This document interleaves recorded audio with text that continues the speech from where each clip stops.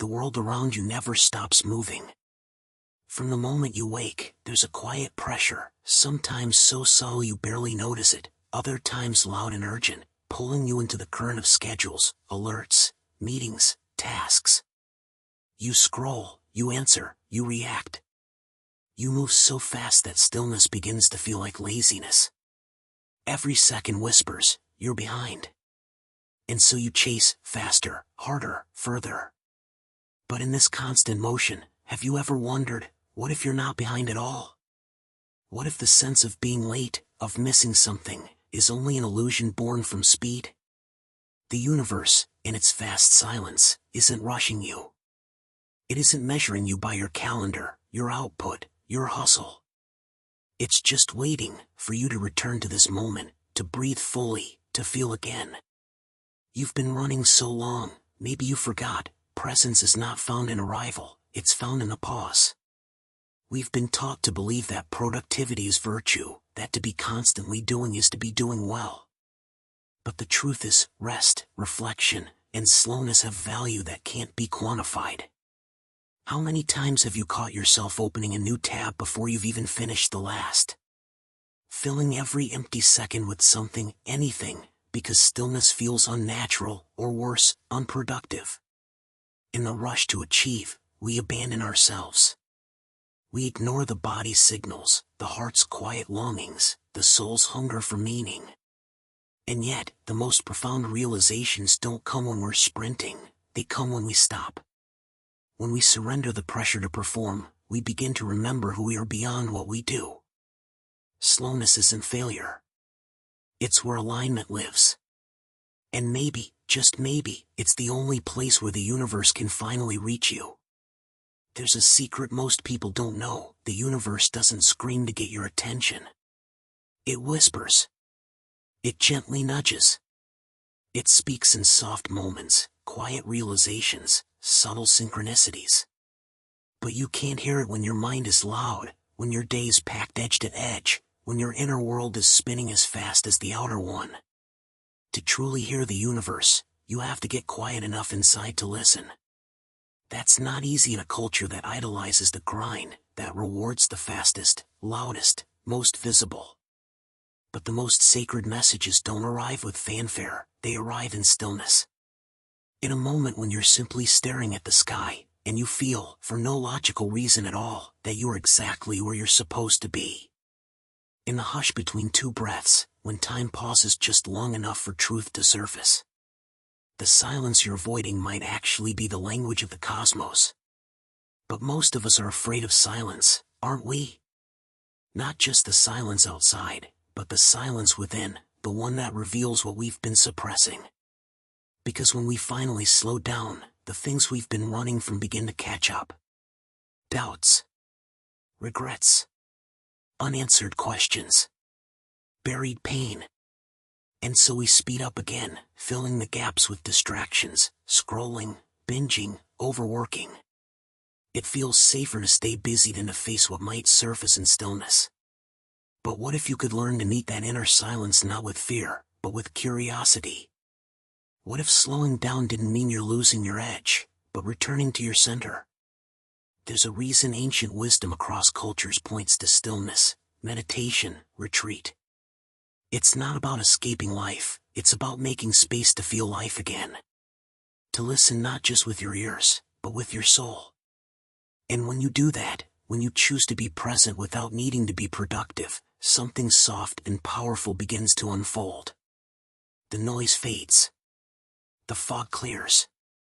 And you start to hear a voice that was always there, your own. When you finally allow yourself to slow down, something remarkable happens. The world begins to soften. Not the outer world, necessarily. The bills are still there. The calendar hasn't emptied. But your inner world begins to exhale. It's as if your soul has been holding its breath for years, waiting for permission to simply be. And now that you've given it that permission, by pausing, by listening, by choosing presence over pressure, it starts to come alive again. You may notice small things that used to slip past you, the warmth of the morning sun on your skin, the rhythm of your own breath, the The way leaves move in a breeze like they're dancing just for you. These moments aren't trivial. They are invitations. The universe doesn't want you to perform, it wants you to feel. And feeling only becomes possible when you are no longer racing past your own life. This kind of slowness isn't laziness. It's sacred. It's regenerative.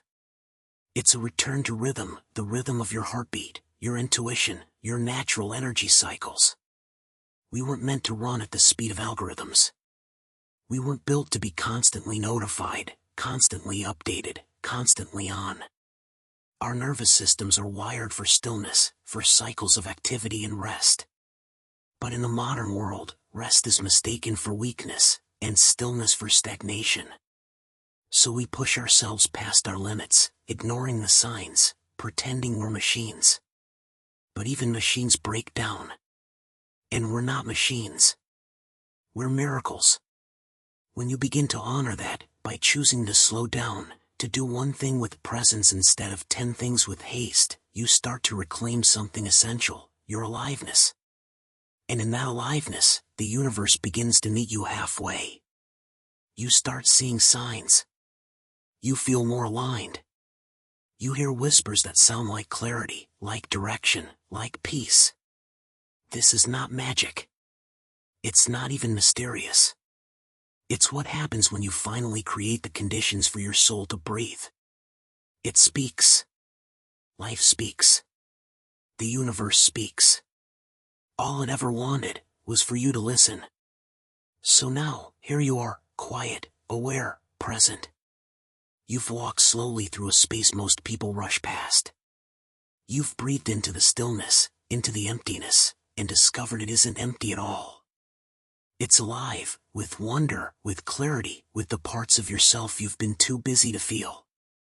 You see, slowness is not stagnation. It's recalibration. It's the natural rhythm of things that grow strong, deep, and resilient. A tree doesn't rush its branches skyward.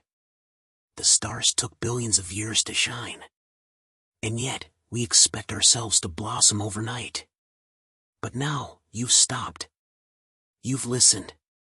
You've allowed. And in that quiet pause, something has shifted. The weight on your shoulders feels lighter, doesn't it? Not because everything outside has changed, but because you did. You gave yourself permission to be instead of constantly becoming. You remembered how it feels to exist without expectation. And that's what the universe was waiting for, not your productivity, not your perfection, but your presence. So here's a soft truth to carry with you. The world won't fall apart if you slow down. But you might fall apart if you don't. Let your life unfold like the seasons, like moonlight, like a breath drawn deeply and released without force. The most beautiful things don't arrive in a rush. They emerge quietly, patiently, on their own time. And when you let go of the noise, when you honor the quiet, you might just hear something. A whisper. A remembering. A voice inside that says, you're right where you need to be. No faster. No further. Just here. And that is enough.